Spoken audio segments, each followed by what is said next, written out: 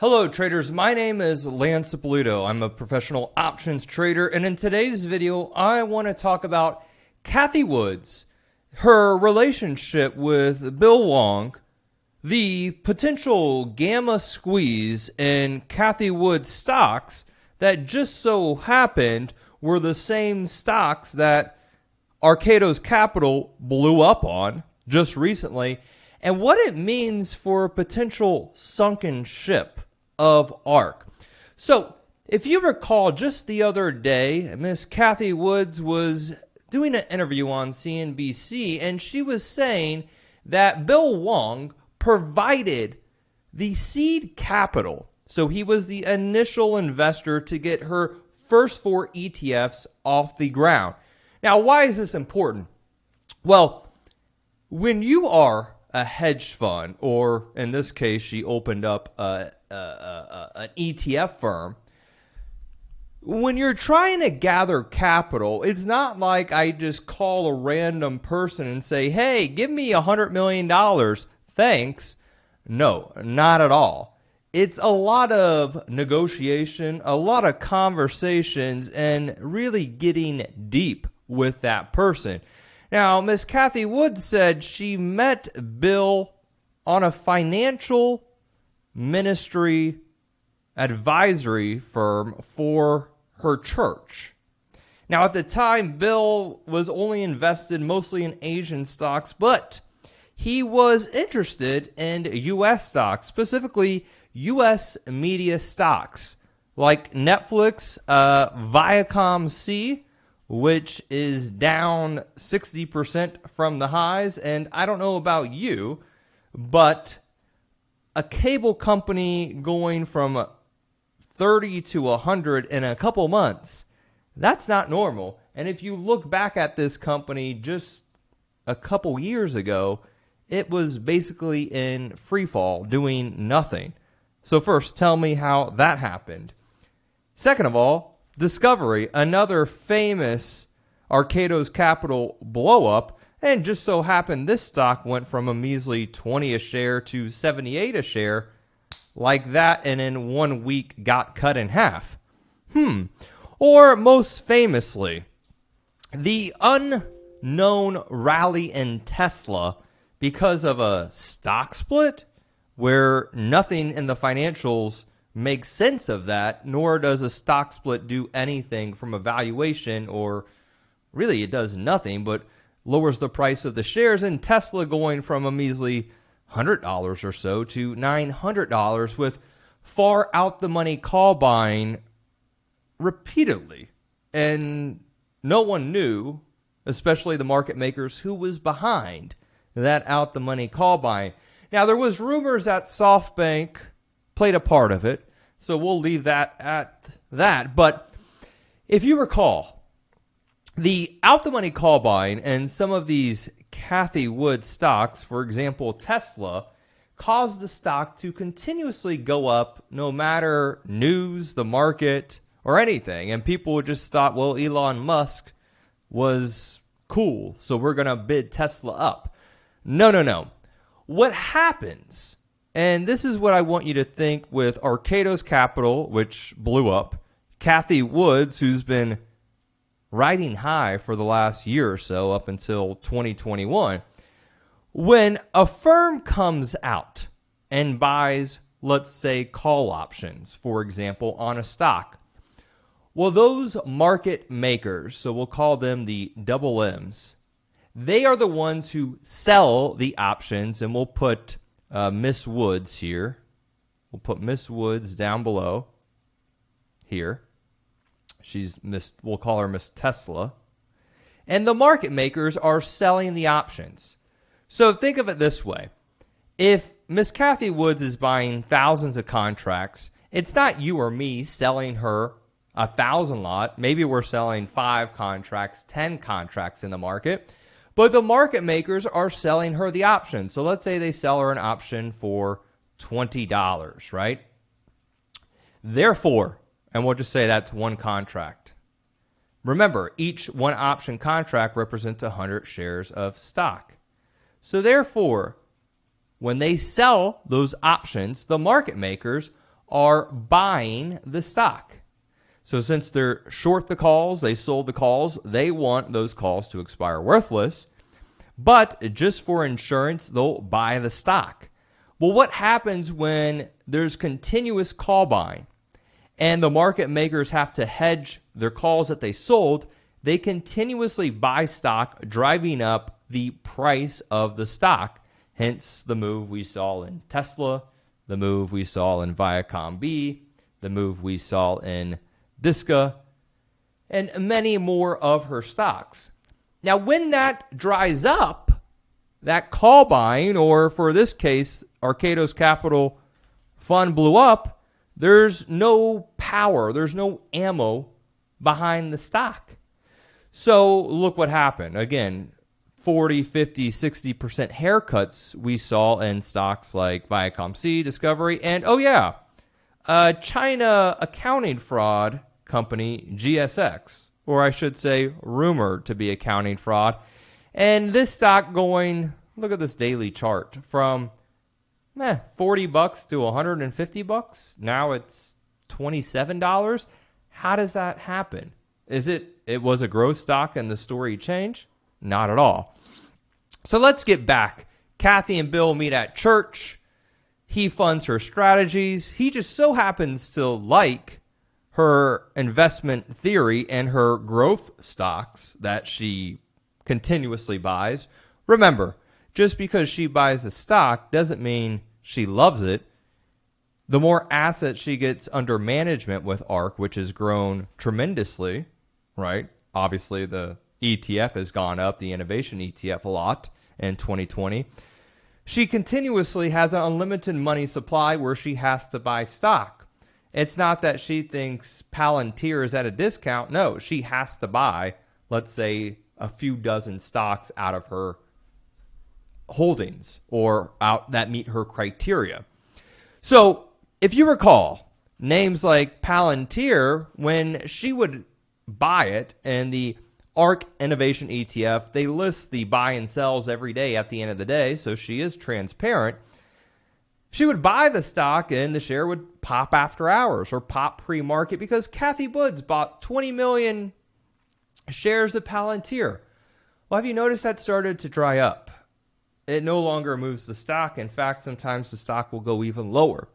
So hedge funds have caught on, and they are using her positions against her to bet against her stocks. And she went on to say that she loves the setup for her stocks after the sell-off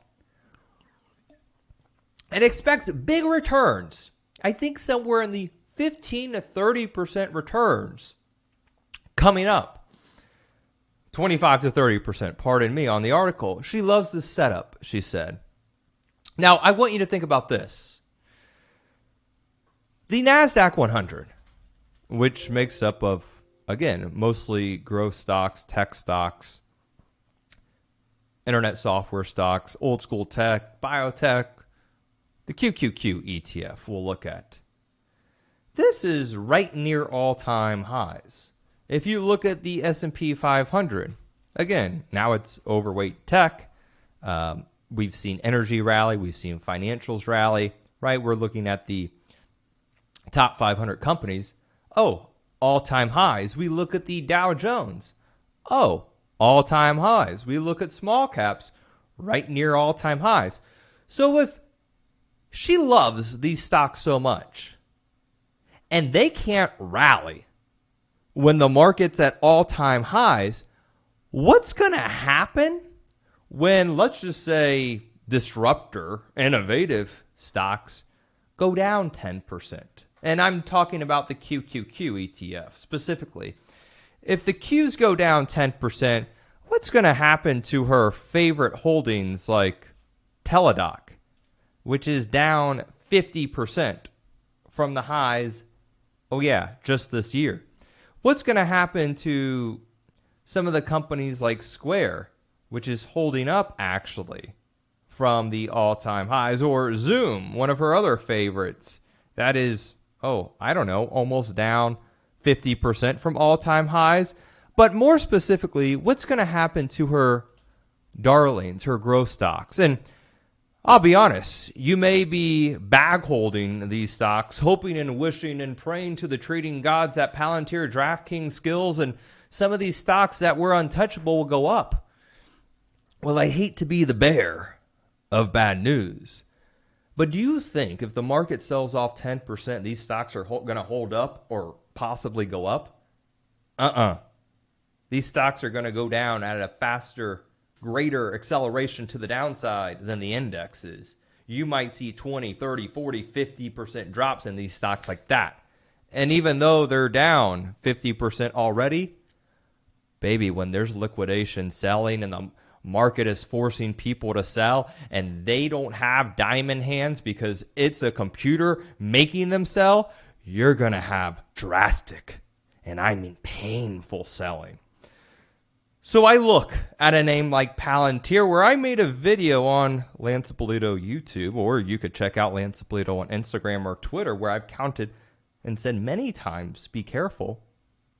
And there's some comments where people were calling me a bad name because Palantir was at 26 and people thought it was going back up to 20. And I said, I'll see you in the teens. Oh, yeah, it's at 19 right now. There's really no one truly buying from an institutional point of view except Cathie Wood. And if everyone knows that she's the only buyer, well, guess what? When it goes down, it's going to go down fast. And if you just look at it, that's a nasty looking chart. Or a name like DraftKings, where I know everyone loves sports betting and Cathie keeps buying, but how do you fall from 74 to 48 like that and you beat top and bottom on earnings? And Goldman Sachs comes out recommending their clients to get long the 55-60 May call spread before earnings. And every big investment firm gives it 4 upgrades a couple weeks prior to earnings, getting everyone long in their mother just for the stock to sell off. That's not a red candle sell-off because earnings were bad. That's a red candle sell-off on a break of the 200-day moving average, and the market makers and the brokers are forcing people to sell. That's not controlled selling. That's forced selling in DraftKings. And many, many other names. You might say, Lance, my favorite guru on FinTwit says skills is the greatest thing and the CEO may go on TV. Oh yeah, Cathie Wood loves it. It's innovative. I'll be honest, I was long skills in the teens and I sold it at 24. And yes, it ran up to 30 and 46. I was out at 24. I am not that great where I'm going to hold it, and I'm not going to sit here and lie. If I buy a stock at 17, I'm probably selling half at 20, and holding it to 24 is, to me, the fantastic trade of the year. You had your short squeeze, and a beautiful squeeze. Obviously, no one bought it at the bottom, but it filled that gap right back down. So if Cathie's buying and she's going to save me, do you think if the Nasdaq drops 10%, Skills is going to go back to 20, let alone 25 or 30? No, that stock will be in the single digits. So you have to ask yourself this, and I'm just being real with you. Are you a trader or are you an investor? Ask yourself that. I am not an investor. Maybe in the next 5 to 10 years, these stocks and the Ark ETF will be to the moon and you'll be popping champagne. But if I hold something for 5 to 10 years, I will have wrinkles all over my face and gray hair. And I don't want to wait that long to be wealthy. Not rich, wealthy. I am a trader. I am in and out. If I hold something for more than 2 months, it feels like I got married and divorced in that 2 months. And the Ark ETF, yes, it was the greatest thing since sliced bread. But you need to be very, very careful. And I know Tesla is a top holding of it. And Elon has been walking on eggshells, pumping a dog coin, and going on Saturday Night Live. Oh, wait, a 40% haircut overnight? Because you thought a meme coin was good?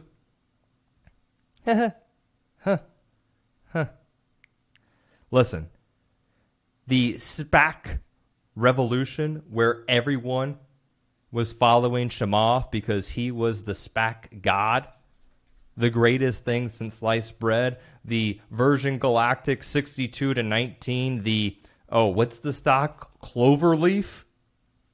Clove Investments, where he doesn't comment on, oh, just cut in half.